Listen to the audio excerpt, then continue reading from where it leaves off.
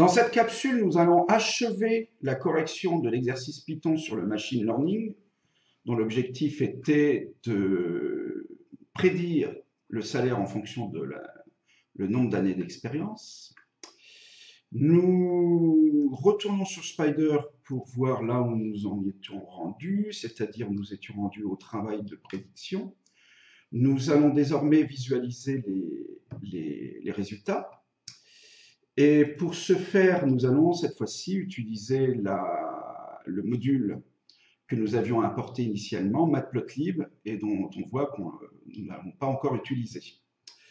Ce sera chose faite d'ici quelques secondes. Donc, on va d'abord la première visualisation que nous allons effectuer, c'est de représenter graphiquement les points de coordonnées dans les matrices d'entraînement. Alors, pour être plus clair, donc je vais utiliser la méthode scatter de Matplotlib qui permet de construire des points. Et donc ces points auront pour abscisse les valeurs d'X-test. Donc c'était les matrices, je crois avoir dit d'entraînement, donc c'était les matrices de test, pardon. Parce qu'on veut comparer les valeurs de test avec les valeurs fournies par la régression. Donc là, en premier argument, je mets les abscisses, en second, les ordonnées. Et puis là, bon, les points, je vais les tracer avec une couleur rouge. Ensuite, il faut que je trace la droite de régression. Alors, la droite de régression, je vais la déclarer avec la méthode plot. Je mets, en premier argument, je mets la matrice test, d'entraînement, décidément, et puis la fonction de régression appliquée à xtrain. Cette droite, je la construirai en bleu. Après, c'est des petits réglages, de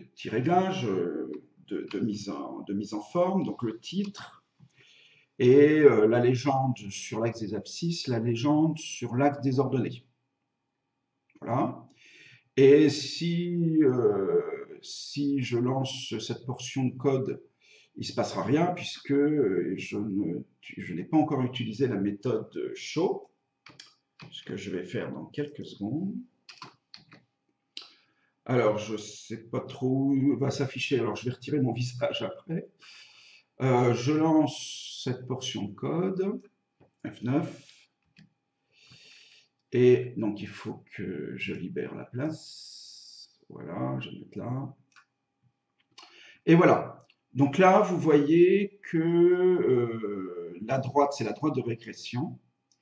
Et la plupart des valeurs test sont à proximité de cette droite de régression. On peut dire que notre modèle est satisfaisant, ce dont on était déjà convaincu à l'étape précédente. Voilà, ceci termine cette feuille sur le machine learning. Et merci de l'avoir suivi. Au revoir. Musique.